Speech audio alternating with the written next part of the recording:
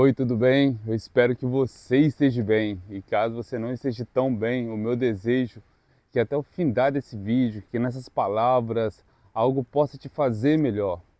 Algo muito interessante em nossa vida, que temos muito em comum com o outro, é aquela sensação de bem-estar em chegar em nossa casa, estar em nosso lar. Por causa de todo aquele conforto que ele oferece, a segurança, ou estar próximo dos nossos entes queridos. Sempre desejamos estar em nosso lar. Independente da situação em que vivemos ou ambiente que estamos, no trabalho, na escola, faculdade, ou até mesmo uma viagem que programada por muito tempo, bate em um certo momento aquele desejo de voltar para casa, de estar em nosso lar. Ou até mesmo quando estamos presos em situações desagradáveis, como um trânsito debaixo de um temporal, ou debaixo desse calor escaldante que vem passando esses dias, desejamos o mais rápido possível chegarmos em nosso lar. Colocar a chave na porta e entrar, abraçar nossos entes queridos, ser abraçado por aqueles que nos amam e estar ali desfrutando do conforto que o lar oferece, da facilidade das coisas, da proteção do mau tempo, tomar aquele belo banho e estar naquele momento relaxante que só o ambiente do nosso lar nos proporciona. Sempre há esse desejo em nosso coração de retornar para casa, de estar num ambiente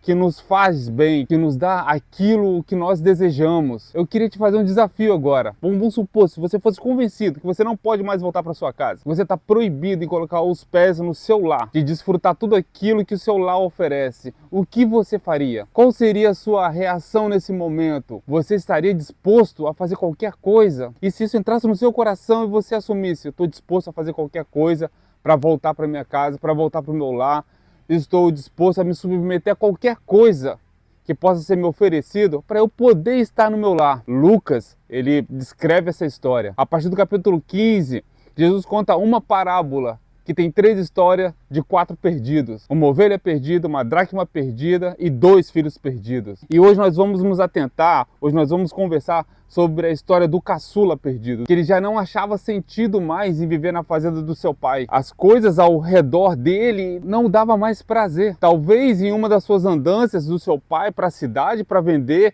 algo, para comercializar algo da fazenda, ele levava seus filhos e o filho mais novo ficou seduzido pelo encanto daquela outra localidade. Ele voltava para a fazenda desejando estar naquele ambiente, não encontrava prazer algum de estar vivendo naquela fazenda. E ele tem um desejo em seu coração de sair da fazenda e viver a vida que ele sempre desejou naquela cidade ou naquele país, enfim, distante da fazenda. Ele não tinha recurso para viver a vida que ele tanto desejava fora da fazenda. Foi quando ele pede parte da sua herança ao seu pai. Nesse momento, o pai, ele não segura a herança. Ele dá aquilo que ele sentia que seu filho merecia, ele dá para ele viver da forma que ele desejava. O filho pega a sua herança, vai para a terra distante e começa a gastar de uma forma como ele sempre desejava. E todo o seu dinheiro se vai, tudo acaba muito rápido. E conta a história que vem uma fome imensa sobre aquele país. Todos começam a passar dificuldade e esse caçula já não tinha mais recurso algum. E quando ele se depara com esse momento de fome, de escassez, se submete a trabalhar para um dono de um campo que tinha uma criação de porcos, pois ali ele via que ele poderia ter algum recurso para mantê-lo.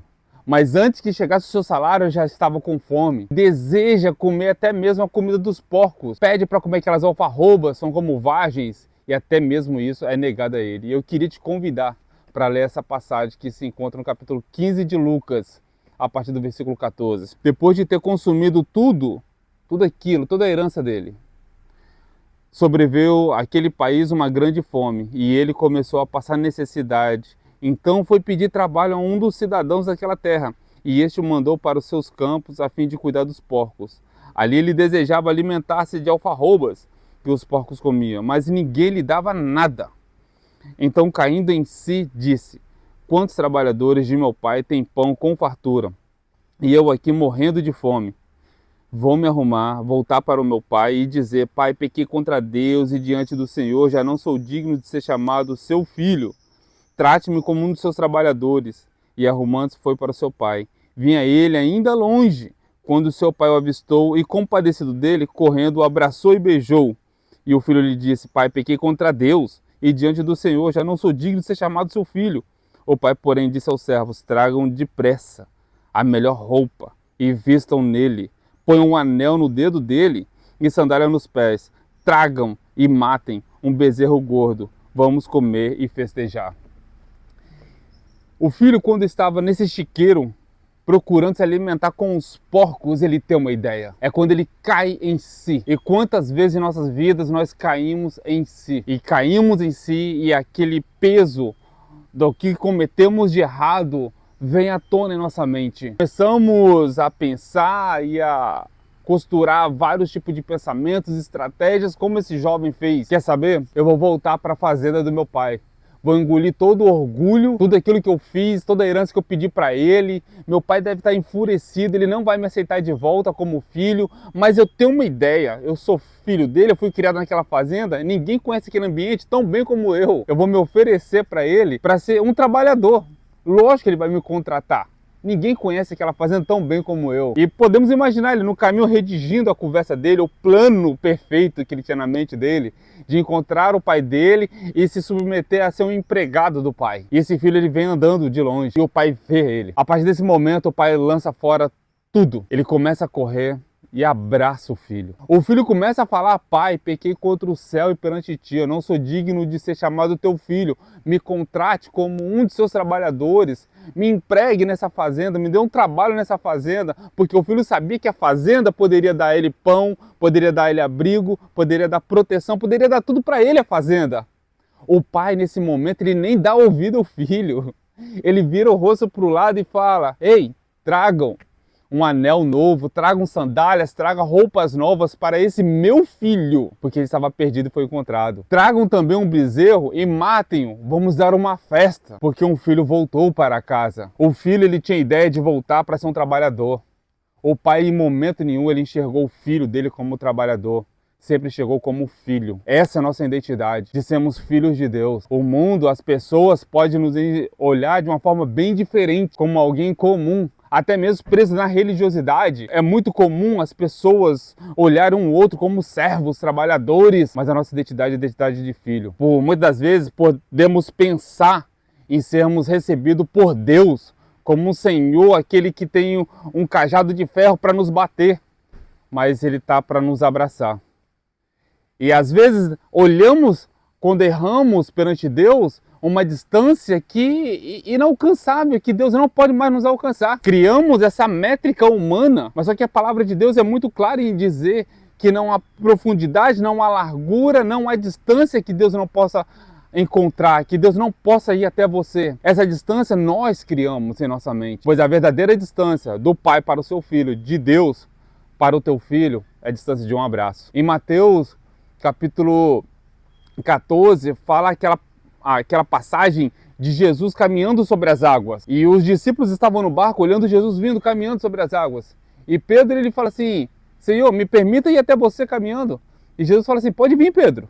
E Pedro vai caminhando. Porém, Pedro se distrai com as coisas ao redor, com o vento, com as ondas batendo, e começa a afundar. E ele começa a gritar: socorro, socorro, socorro. E quando a gente vemos alguém gritar por socorro, a nossa ideia é que quem vai socorrer está muito longe. A distância de Deus para o homem é muito próxima. Jesus estende a mão e puxa Pedro. A distância de você para Deus é de um abraço.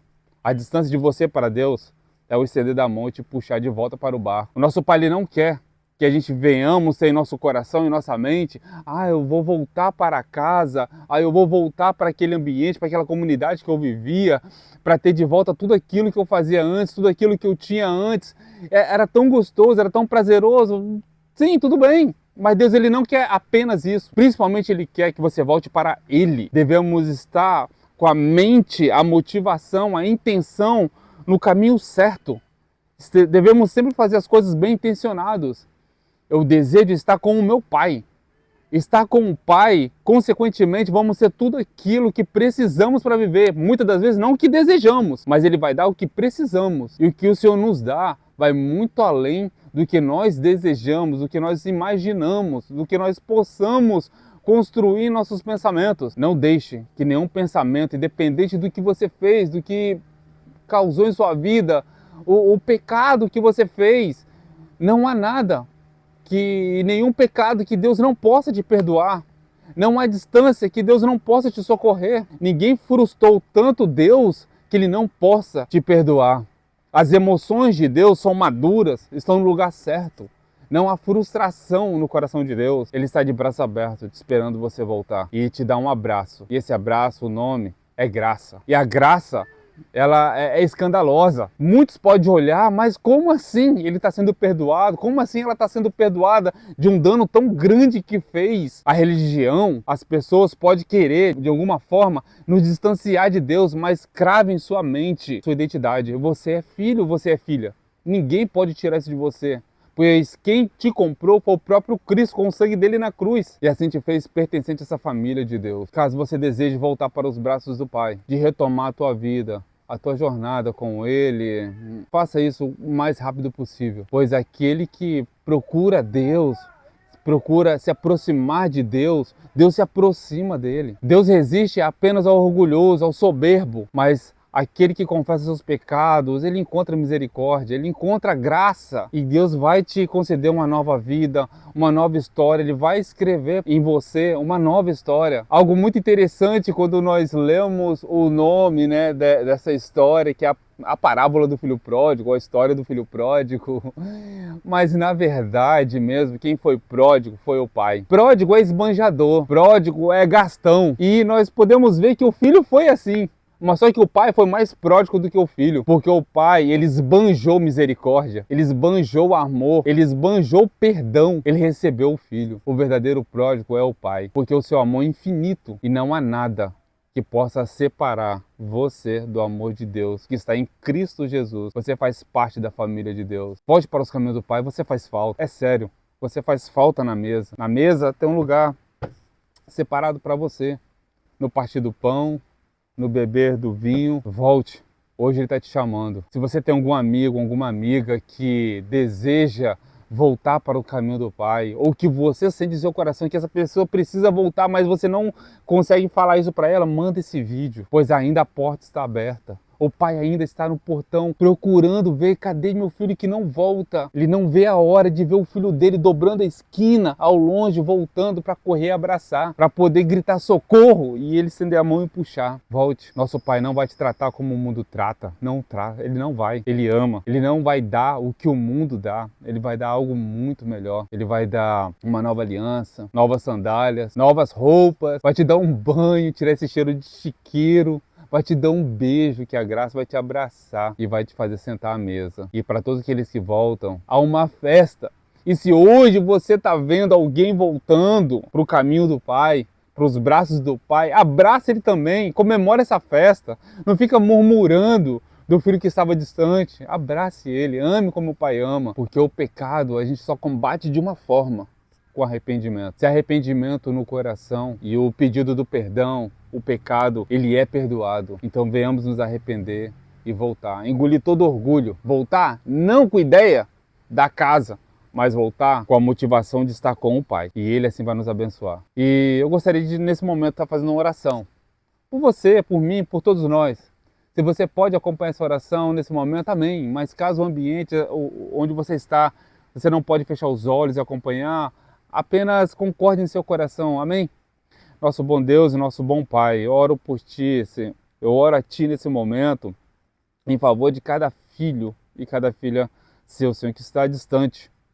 Peço a Ti, Senhor, que ajude a voltar para os Seus braços, a voltar, Senhor, para as Suas mãos, a ser beijado por Ti, a ser abraçado por Ti, que possam, Senhor, engolir todo orgulho, deixar para lá, jogar no mar do esquecimento, e não levar em consideração o que vão falar, o que vão dizer, o que vão olhar, Senhor, mas que possam retornar para Ti. Prepara também, Senhor, nossas vidas que vamos receber, cada um que está retornando, Senhor, à Tua casa. Que possamos fazer como o Senhor faz, Senhor, preparar a mesa, um trazer o pão, o outro trazer novas roupas, outros abraçar, outros beijar, Senhor, que possamos realmente sermos irmãos, Senhor, e sermos como filhos de um único Pai. E que nessa casa possa haver apenas o amor. Que não venha, Senhor, ter apontamentos de dedos, que não venha ter olhos, Senhor, acusadores, mas que possa ter amor, Senhor. Nos ajude, Senhor, nesse retorno. Nos ajude, Senhor, a receber. Nos ajude a cuidar um dos outros, Senhor, pois sabemos que uma festa maior está no céu e queremos todos estar nessa mesa. Assim eu oro por cada um que está ouvindo essa oração nesse momento. E ajuda, Senhor.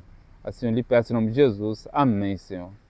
Amém, meu irmão. Amém, minha irmã. Se essas palavras teve sentido em sua vida, compartilhe elas. Se você tem dificuldade em voltar, não está conseguindo forças, escreva aqui embaixo qual o seu problema. Quero estar muito orando por você e te ajudando nesse retorno. E lembre-se que aquele que começou a boa obra em você há de terminar até o grande e maravilhoso dia de Cristo Jesus.